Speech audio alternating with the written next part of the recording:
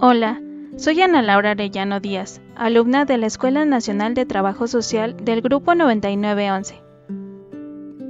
En este video les explicaré brevemente las etapas de desarrollo histórico del trabajo social. Esto de acuerdo a Boris Lima. Etapa 1. Pretécnica. Transición de la sociedad feudal a la preindustrial, siglo XIV y principios del siglo XVIII aproximadamente. En los inicios del siglo XVI, Alemania vivió una lucha social y política, ya que entre las clases dominantes, emperadores contra príncipes, hubo diferencias por el dominio económico y político de las ciudades. Mientras que los desposeídos empobrecían cada vez más, esta situación provocó su descontento contra la Iglesia y los señores feudales. La Reforma Protestante, encabezada por Martín Lutero, algunos príncipes y religiosos que no estaban de acuerdo con las prácticas y la corrupción que imperaba en la Iglesia Católica. Estos líderes aprovecharon el descontento de las masas campesinas para formar este movimiento, prometiéndoles reivindicaciones que finalmente no cumplieron. Todo lo contrario, la Iglesia protestante sirvió como medio para fortalecer el poder de los príncipes y la naciente burguesía como nueva clase social. Las medidas implementadas para atender las demandas de esta población fue con formas concretas de socorro de tipo asistencialista, construyendo para ellos asilos, orfanatos, centros de detención para lisiados, para deficientes mentales y para ancianos, principalmente patrocinados y organizados por la Iglesia a través de congregaciones religiosas, así como sectores acomodados de la sociedad, especialmente damas de la caridad ocupadas del socorro a los pobres. Fue así como la Iglesia se encargó de legitimar la asistencia pública con argumentos como que el Estado era producto de Dios y que por ello estaba destinado a permanecer por siempre. De ahí que la caridad y sus valores, amor al prójimo y asistencia al desvalido por amor a Dios, tuvieran predominio. Etapa técnica. Transición de la sociedad preindustrial al capitalismo industrial. Abarca el siglo XVIII al siglo XX de la década de los 30. Para mediados del siglo XVIII, las clases sociales estaban definidas en dos polos antagónicos, la clase dominante y el pueblo hambriento y desempleado dispuesto a luchar para sobrevivir. Fue en este tiempo que Inglaterra despegó en 1750 su revolución industrial, que ya para finales de 1700 había evolucionado con sus consecuentes problemas. Los que derivaron en sociales, hacinamiento, falta de vivienda, problemas de salud. Económicos, miseria, sobreexplotación, desempleo, subempleo y bajos salarios, así como legales, trabajo de mujeres y niños en jornadas excesivas, bajos salarios, inseguridad laboral. Fue en tales circunstancias, ya corriendo el siglo XIX, que surgieron los precursores del trabajo social en Europa, como Juan Luis Vives, que se preocupó por la organización de la beneficencia pública. San Vicente de Paul rescató la importancia de la individualización y aceptación del necesitado. Benjamin Thompson considera el desempleo como el causante de muchos de los problemas, y Thomas Chalmers creó un sistema de asistencia en su parroquia.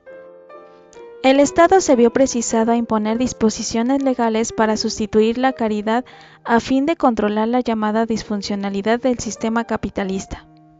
Fue así que surgieron organismos como las Sociedades de Organización de la Caridad COS en 1869, con el objetivo explícito de ayudar al necesitado social, aunque implícitamente su pretensión fue controlar los conflictos sociales en forma más sistematizada. El trabajo social norteamericano, especialmente el de casos, le debe a Mary Richmond su logicidad, sobre todo cuando en 1917 publicó su libro Diagnóstico Social, en el cual conjuntó las ideas que se tenían de cómo debía ser la asistencia social, además de ofrecer un método y técnicas para la acción inmediata, la necesidad de individualizar la asistencia. Etapa precientífica. Sociedad capitalista de los 40 a los 60 aproximadamente. Tras la Segunda Guerra Mundial, Estados Unidos, para obtener materias primas y recursos naturales de América Latina para su desarrollo y reafirmación como potencia mundial, justificó esa obtención con una imagen de país protector y benefactor, dispuesto a ayudar. De esta manera, Latinoamérica, que no contaba con recursos para implementar sus políticas sociales, lo pudo hacer. Para 1940 contaban con 14 escuelas de trabajo social con formación poco técnica. Además, sus recursos sociales eran inestables y desorganizados, por lo que la ONU inició un programa para promover y construir escuelas de trabajo social, de tal manera que para 1950 ya había 100 escuelas. La formación de trabajadores sociales se hizo con una orientación aséptica, la cual consideraba que el profesional en trabajo social debía ser cada vez más científico, apoyando su formación en las ciencias sociales y eliminando de su quehacer todo compromiso ideológico. La CEPAL, Comisión Económica para América Latina de la ONU, elaboró teorías y estrategias para que este continente saliera de sus aprietos. Planteó un conjunto de reformas para sus exportaciones, también en materia educativa y para su administración pública, de tal manera que se facilitara su desarrollo por etapas. A estas medidas y acciones se les conoció como desarrollismo. Con los propósitos del desarrollismo, el método de trabajo social de organización de la comunidad se le dio el impulso necesario.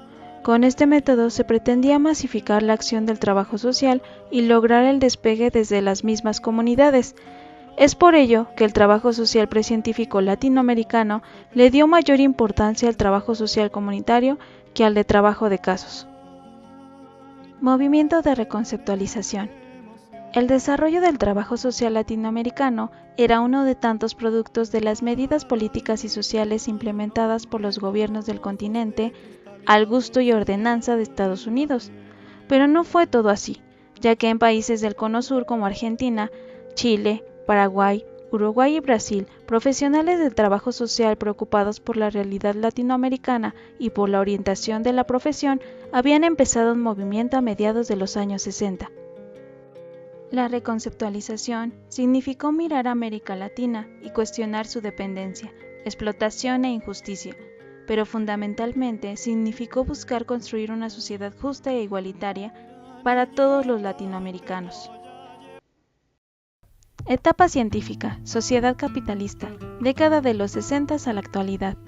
La etapa científica se requiere que los trabajadores sociales se decidan a investigar las causas de fondo de los problemas sociales, es decir, tienen que hacer un trabajo reflexivo y racional que rebase la mera experiencia inmediata, es decir, la práctica.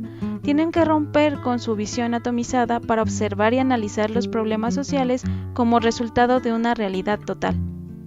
En resumen, el trabajo social exige reflexionar sobre sus limitaciones, teorías, metodologías y de principios, para estar dispuestos a elaborar teoría propia a partir del contexto latinoamericano. Gracias por ver este video.